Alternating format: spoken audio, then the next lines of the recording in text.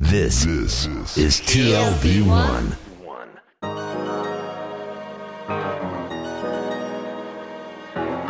The Tel Aviv Review with Gilad Halpern. Hello and welcome to the Tel Aviv Review, a program dedicated to the word, to the thought and to debate.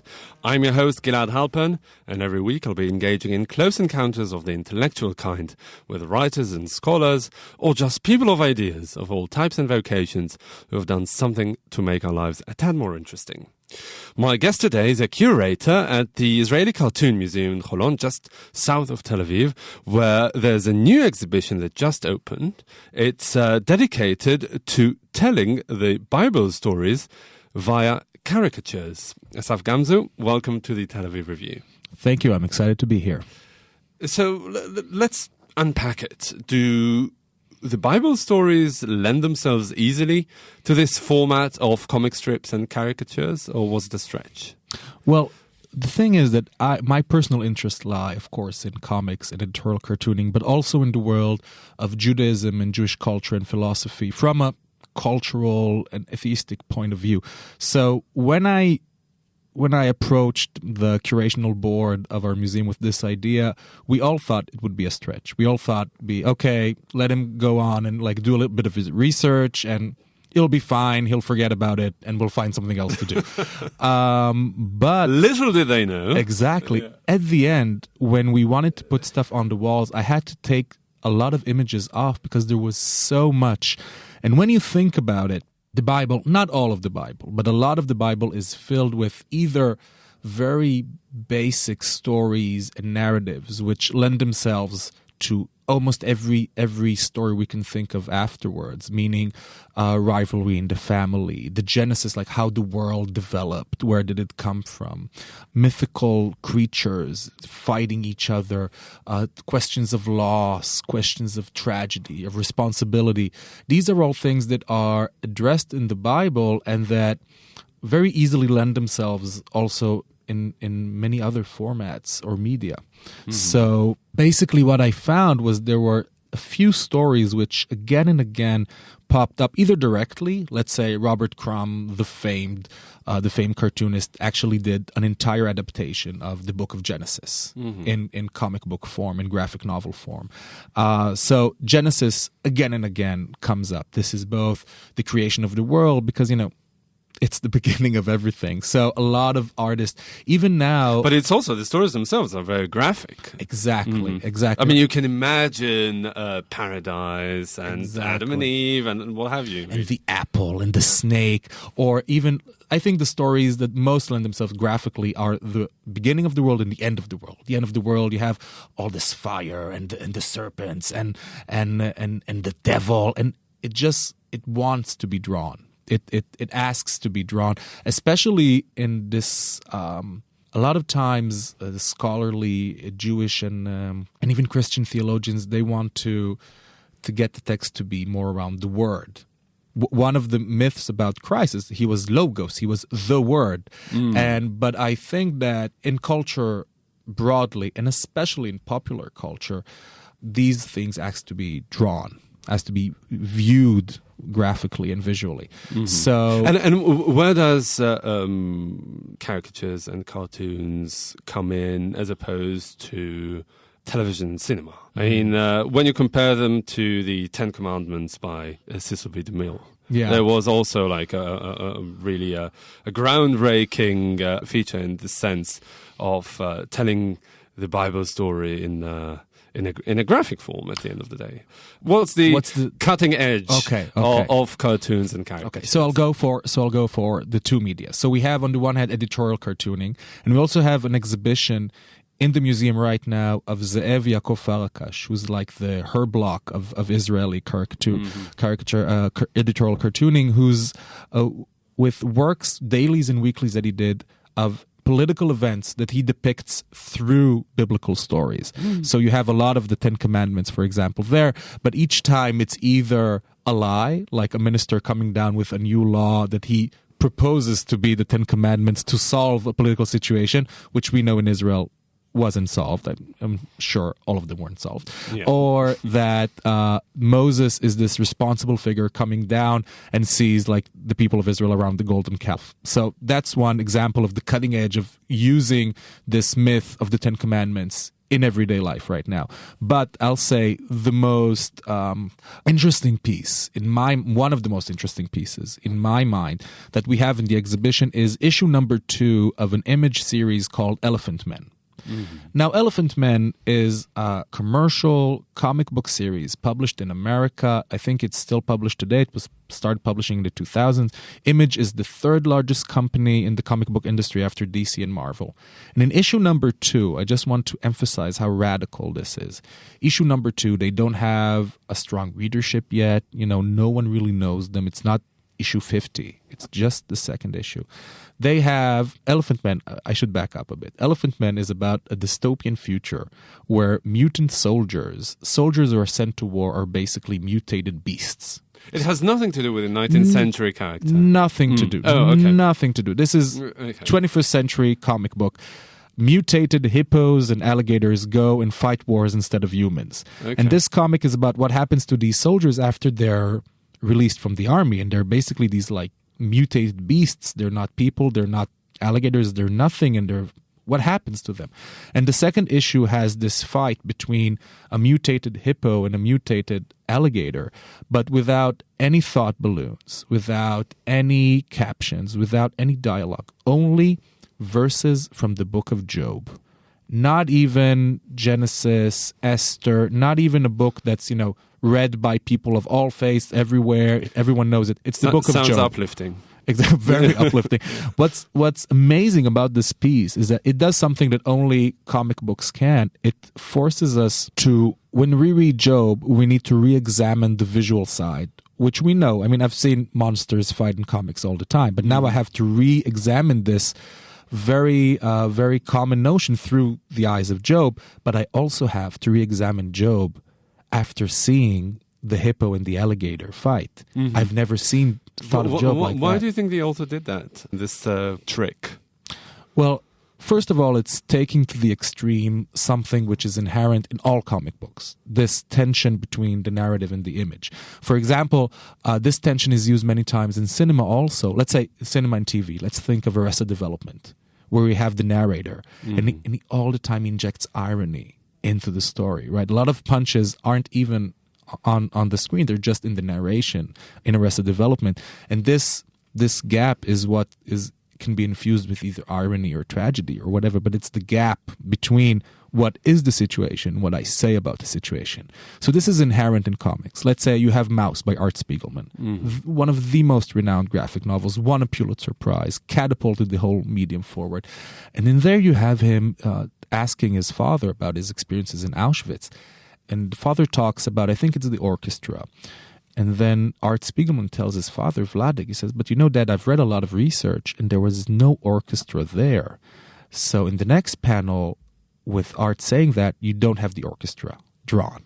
But then, Vladek says, well, I was there. I'm not some historian from wherever. I was there. And I tell you, there was an orchestra. So Art has to make a decision of what do I draw? Because what I draw, what I give visual manifestation to means something. So he ends up drawing the prisoners walking and the orchestra massed behind them, like just bits of orchestra. But what I'm trying to say is there's an inherent tension between the text and the image, which can be used by Art Spiegelman or by the different creators of Elephant Men for different tricks. And that means, how do I make the reader read the story? Do I make him go back? Do I make him realize that he's doing the act of reading? Do I make my page really move along fast, maybe in an action scene? Or do I want him to stop and re-examine what he thinks he knows about this book of Job and about this, dystopian animals and mutants in comics? That's been done. But getting Job there, that means something completely new. Yeah.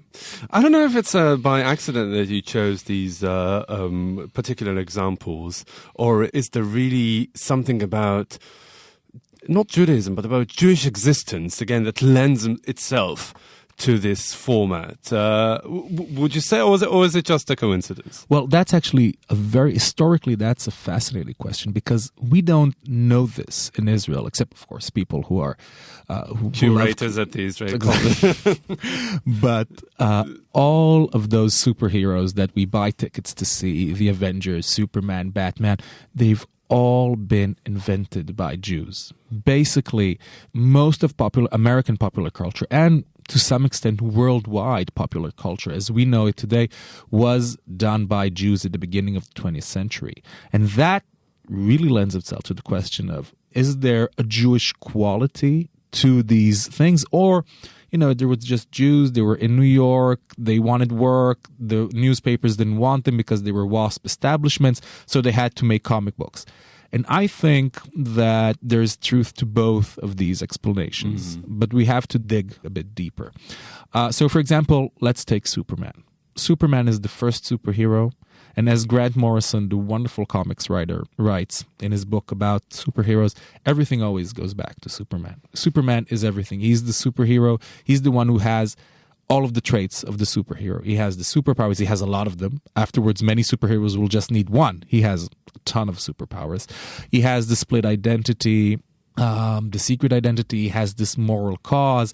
These are all different tricks and tropes that other superheroes afterwards will play along with. But he's the nucleus. So he's also chronologically the first superhero. Yes. He's the first. He's also chronologically the first. So he's invented by two 14-year-old Jewish boys from Cleveland.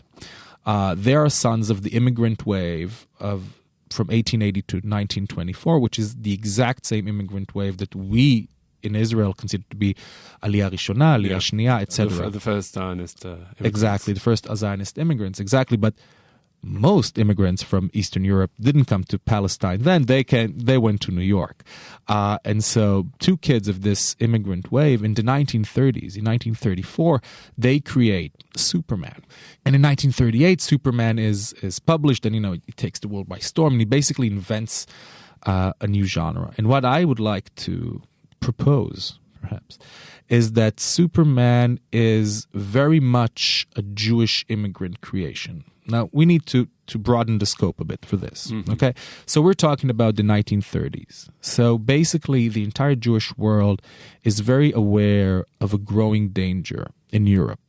And that means that there are more and more, the zeitgeist, the spirit of the times, deals more and more with the notion of saving Jews, and specifically with the character of Moses. For example, you have Sigmund Freud, the famed Jewish Austrian psychoanalyst, and he starts writing about Moses. Now, it was his last book, right? I'm sorry? Wasn't it his last book? Exactly. So in his last book, which he publishes in 3 parts, and the last part is published in London, where after the Anschluss he was taken to, he was forced rescued out of Austria. Yeah, exactly.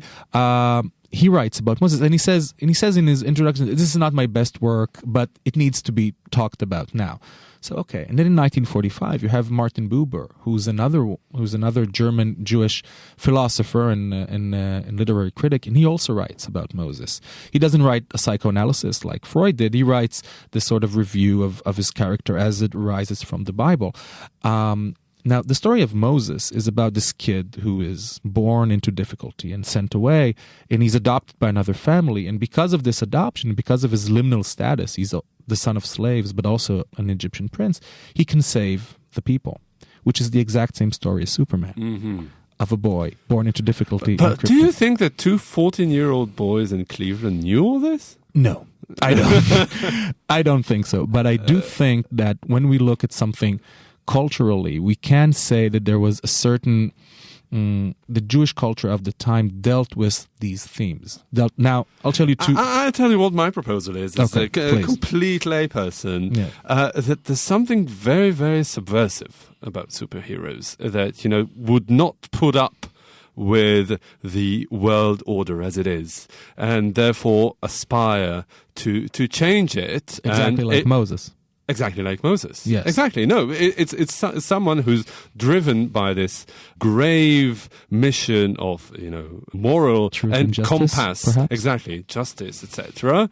And is set out there to change it. And it doesn't only have to be related to, the big names of Jewish tradition, Moses, etc., but also the reality of Jewish immigrants in America at the turn of the century who are refugees, who were forced out of their homeland against their will to try and look for a better future elsewhere in a place that doesn't absorb. Let me stop you there. Yeah. I actually agreed with everything you said right up until the refugee part, because basically the Jews that come to the United States in that time, they want to immigrate. They are escaping their homeland, but they hope to have a better future. Mm-hmm. And the parents of Schuster and Siegel in Cleveland, they're there because they want to have a better future for their kids. So the refugee side isn't that true? And while there is anti-Semitism in the U.S. for sure in that time, it has nothing. It's far less than what they were used far less, to. And the society is much more accepting in relation, of course, than in Europe. But I will say that I agree that Superman, while historically specifically Jewish, I think Superman is an immigrant hero and not a Jewish hero. Then that's why now when DC, right now, when they wanted to reinvigorate Superman, they took a graphic novelist, an Asian American graphic novelist, who writes about immigration and writes about the experience of immigration. His name is Chen Liang, and they took him to write Superman. And I think that's a wonderful example of the fact that Superman, as you say, is an immigrant hero. And I think the Jewishness of Superman comes from the specific historical time. But when we think of him as a hero, we should think of him as being able to represent any misfit with, let's say, a moral cause. And I would like to dwell just a bit more on the truth and justice, because what amazed me when I read Freud and Buber for the exhibition is that Freud writes about the Egyptian Moses. He claims that Moses was Egyptian, basically, not Jewish, which is a grave oversimplification that I'm doing here, but we'll go with it. And he writes about this Egyptian term, very important, which is amat. Amat, like emet, is truth and justice. So then I go and read Buber, and Buber, who there's no chance that he read Superman, okay, and neither did Freud. And Buber, you never know. Yeah, it's I imagine it's a slim chance. And he also writes about Moses as being an important figure because he deals with emet v'tzedek. And I'm like, whoa, this is getting a bit too much. So of course, both of them, Freud and Buber, and as you said, both of them have this notion of truth and justice, which is the motto of Superman. And then when you go to Action Comics #1, one of the first things that Superman does is he goes to a corrupt senator and he holds him above Capitol Hill and tells him that if he doesn't surrender and say whatever he did, confess, whatever, then he's going to throw him off Capitol Hill, which is the exact same thing as the scene that defines Moses when he kills the Egyptian that treats the slaves badly. So basically, that is the notion of a man who is neither here nor there, but has his own moral compass and he wants to make society right, is something that Jewish society deals with around the world at that time. And of course that these two Jewish kids of Jewish immigrants have a whole other set of problems. Let's, for example, think about the secret identity. What immigrant doesn't feel like he has a secret identity? Like if society only knew who he is, they would acknowledge the powers that he has underneath this mask, right? So in that sense, as I said, I agree. He's historically a Jewish hero, but if we think about him as a symbol, he's an immigrant hero in general. Yeah, absolutely. This is all very fascinating, Assaf Gamzou, but I'm afraid this is all we have time for today. Thank you very much for coming in. You're a curator at the Israeli Cartoon Museum in Holon, and I encourage all our listeners here in Israel and abroad to come, especially to Holon, to see the exhibition about Bible and comics. Thank you very much. Thank you. השמש מתחילה לזרוח בכל הכוח להשתחרר. That brings us to the end of our show today. Thank you very much for listening. Also, big thanks to Alex Benish, the technical producer of this show. I'm Gilad Halpern, signing off here in Tel Aviv. Do join us again next week for another edition of the Tel Aviv Review. And until then, goodbye. מבלי לפתוח את הסודות אפשר לצאת בלי דאגות לרחובות